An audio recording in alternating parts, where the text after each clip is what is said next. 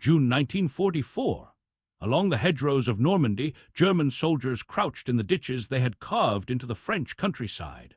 For months they had been told the Atlantic Wall was unbreakable, that their Mauser rifles, machine guns, and carefully prepared defenses would halt any invasion.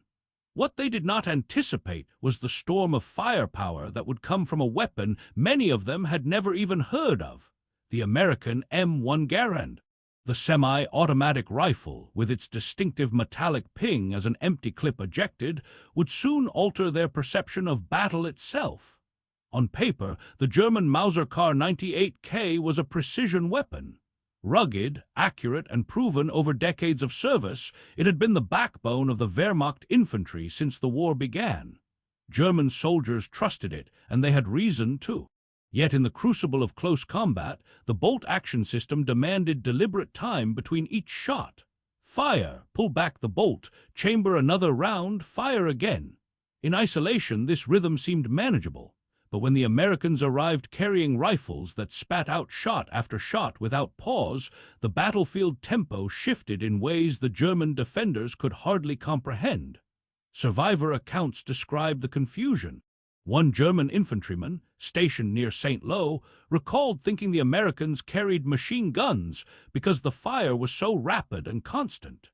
He and his squad had been trained to expect a measured exchange of rifle fire, not an unending barrage that seemed to multiply with every advancing squad. The effect was psychological as much as physical. The sound of dozens of M1 Garands firing in unison created the impression of overwhelming numbers. Where a German squad expected to hold the line, they now felt surrounded, drowning in gunfire that came faster than they could respond. The Americans had been preparing for this moment for years. General George S. Patton himself had called the M1 Garand the greatest battle implement ever devised. Unlike the bolt-action rifles carried by every major army, the Garand delivered 8 rounds of .306 ammunition in rapid succession, reloaded in seconds with an en-bloc clip.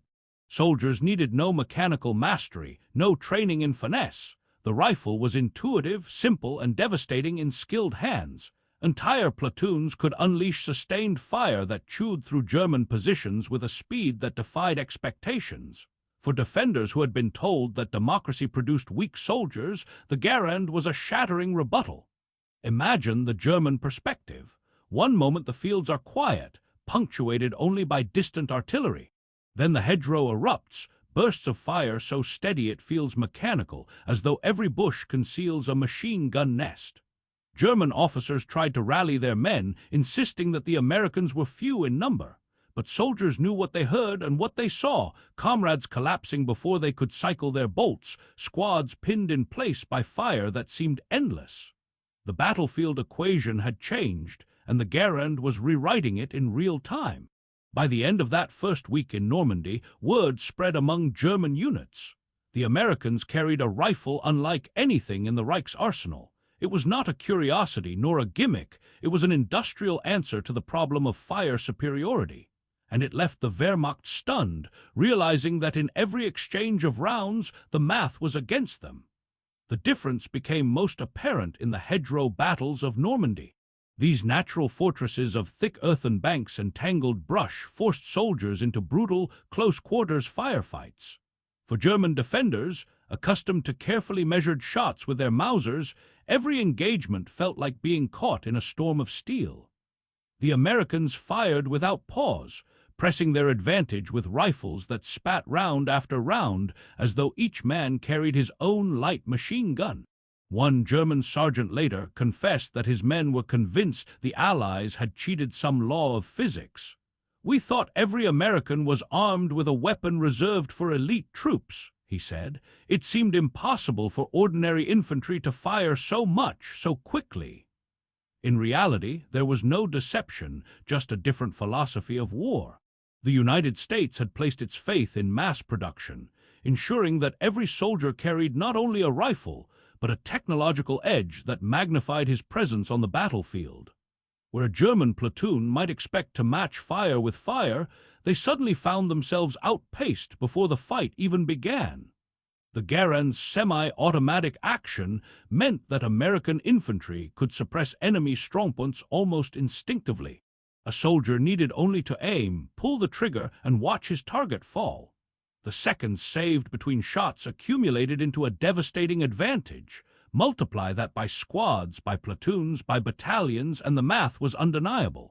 German units, even those with discipline and courage, discovered that their carefully arranged ambushes dissolved in the face of sheer volume.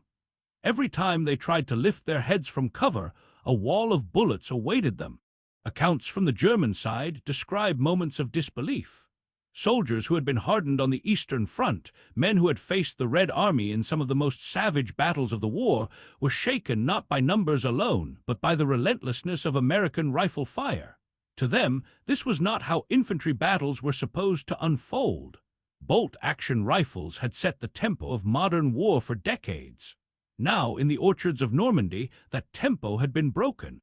The Americans dictated the rhythm, and it was merciless. Adding to the psychological weight was the unmistakable sound of the Garand. The metallic ping of the ejected clip was heard across countless firefights, a sharp note amid the chaos of gunfire. German veterans later remembered that sound vividly. To them, it was not simply mechanical, it became symbolic. The ping meant the Americans could reload in an instant and resume their storm. There was no relief, no pause to exploit. Even when one rifle fell silent, another picked up the cadence. The battlefield became a chorus of semi-automatic fire, drowning out every German attempt to regain control. For American soldiers, the Garand instilled confidence. They advanced knowing they held the advantage, that their rifles gave them a chance to fight on equal or better terms against fortified defenders. For the Germans, it was the opposite. Confidence gave way to unease, unease to fear, and fear to the creeping realization that this rifle was not merely another tool of war, it was a harbinger of defeat. They had underestimated the enemy, and the Garand was proving them wrong with every pull of the trigger. By July, as the Allies pushed deeper into France, German officers began reporting the same phenomenon across multiple sectors. Their men were unable to sustain firefights against American infantry. Not because they lacked courage, nor because their Mausers were inaccurate, but because the exchange was unequal from the first shot. The semi-automatic Garand turned every squad skirmish into a lopsided contest. German units had always prided themselves on discipline and precision, yet they found themselves pinned down by sheer volume before they could execute their training. One officer in the 352nd Infantry Division, writing in his after-action notes, described an ambush gone awry. His men had established a strong position overlooking a sunken lane, expecting to decimate any force that advanced. But when the Americans entered the kill zone, they responded with such rapid fire that his squad collapsed in minutes. "We thought we had sprung the trap," he admitted, "but it was we who were trapped by their rifles. They fired as though they had endless ammunition." That perception of endlessness haunted German soldiers, who began to feel as though they were fighting not against men, but against factories thousands of miles away, feeding the battlefield with weapons and rounds without limit. Contrast played a cruel role in these encounters. German machine guns, like the MG-42, were feared across the front for their terrifying rate of fire. Entire Allied manuals were written on how to counter them. Yet for all their power, these weapons required teams, belts of ammunition, and careful positioning. The Garand, by comparison, placed a measure of that firepower into the hands of every American soldier. To the German eye, it seemed that the line between machine gunner and rifleman had blurred. A single squad of Americans could generate the weight of fire once reserved for a much larger unit. This imbalance was felt most acutely in night engagements. In the confusion of darkness, where muzzle flashes told more than silhouettes, German defenders swore they were under assault from entire companies, when in reality only a handful of Americans were pressing forward. Each flash from a Garand was followed instantly by another, and another, until the rhythm felt mechanical, almost inhuman. Veterans accustomed to reading the flow of battle admitted later that they misjudged the scale of American attacks simply by listening to the cadence of rifle fire echoing through the fields. The shock was not confined to the front lines. Reports filtered upward, puzzling commanders who struggled to explain the repeated failure of their infantry to hold ground. The answer lay in the very design of the weapons their men carried. Germany had entered the war relying on tried and true traditions. The bolt-action Mauser, revered for accuracy and simplicity. The United States had gambled on innovation, producing a rifle that changed not only the tactics of a firefight but the psychology of those who endured it. In Normandy's hedgerows, that gamble paid dividends. For every shot a German rifleman could chamber, an American fired 2, sometimes 3, and the battlefield ledger began to tip heavily in the Allies' favor. As the summer wore on, the disparity between German and American rifles became impossible to ignore. Soldiers who had once trusted in the vaunted superiority of German arms began to whisper about the enemy's strange advantage. In foxholes and ruined farmhouses, they muttered about rifles that fired without pause, weapons that seemed to mock the proud heritage of their own Mausers. Morale suffered in subtle ways: hesitation at the moment of contact, reluctance to expose oneself to return fire, the creeping dread that no amount of training could compensate for such imbalance. At the tactical level, the M1 Garand reshaped engagements. American squads advanced with confidence, their overlapping fields of fire suppressing enemy defenders before they could mount an organized response. German soldiers, accustomed to timing their movements against the slow rhythm of bolt-action volleys, found the battlefield suddenly unpredictable. A man who rose to fire his Mauser risked immediate retaliation, not from a single shot, but from a stream of bullets delivered with mechanical regularity. Veterans who had endured artillery bombardments and machine gun nests admitted later that the simple rifle fire of the Americans felt just as relentless. Some accounts captured the shock vividly. A German corporal defending a crossroads near Caen described watching his comrades drop before they had even loosed a second round. "They fired once," he recalled, "and already 2 of ours were gone. By the time we bolted again, more had fallen. It was like fighting against a weapon that erased our very chance to fight back."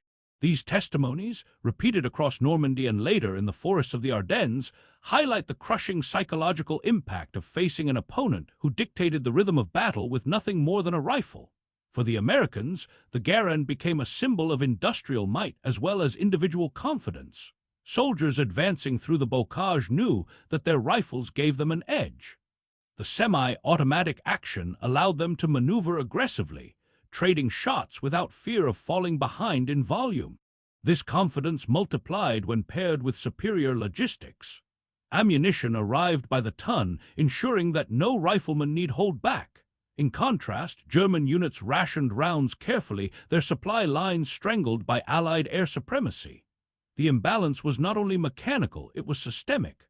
Contrast the two scenes. On one side, an American squad moving steadily forward, each man firing at will, reloading in seconds, continuing the storm. On the other, German defenders crouched in cover, bolts sliding back with agonizing slowness, each shot calculated, each miss a wound to morale. The very mechanics of their rifles became metaphors for their position in the war, deliberate, precise, but hopelessly outpaced by an enemy that valued speed, efficiency, and mass production above tradition. By the time the Allies broke out of Normandy and pushed into open country, the legend of the Garand had taken root in German minds. They no longer dismissed the Americans as inexperienced amateurs. Instead, they recognized that these soldiers carried not only determination, but also a rifle that embodied the industrial power of a nation capable of flooding Europe with men and weapons. Each encounter drove home the same lesson: the battlefield was no longer governed by the old rules. The Garand had changed the equation, and German soldiers were left grappling with the consequences. By autumn of 1944, as the Allied armies advanced across France and into Belgium, the memory of the Garand lingered with every German soldier who faced it. The Reich's propaganda had promised superiority, boasting of precision rifles and iron discipline, but in the villages and forests of Western Europe, those promises collapsed under the simple fact of firepower. The American infantryman carried a weapon that allowed him to dominate the small unit fight, and that dominance multiplied across thousands of encounters. For German troops already stretched thin and battered by relentless bombing campaigns, the Garand became a symbol of inevitability. The war was tilting, and their rifles could no longer keep pace. The difference was stark during the Ardennes offensive. In the bitter cold of December, German forces launched their desperate counterattack through the snowbound forests. Initial surprise carried them forward, but once the fog lifted and firefights broke out, the familiar imbalance returned. American riflemen, even when cut off and surrounded, maintained a defensive wall of fire. German accounts speak of advancing into villages only to be driven back by squads whose rifles seemed to spit endless rounds. One officer admitted his men believed they were charging machine gun nests, only to discover afterward that it had been ordinary riflemen holding the line. That realization, repeated again and again, sapped the will to press forward. To the Americans, the Garand was not merely a tool, it was an equalizer. Young men from farms, factories, and cities carried into battle a rifle that gave them confidence against opponents who had been soldiers for years. The rifle's reliability in mud, snow, and rain meant it answered every demand the battlefield placed upon it.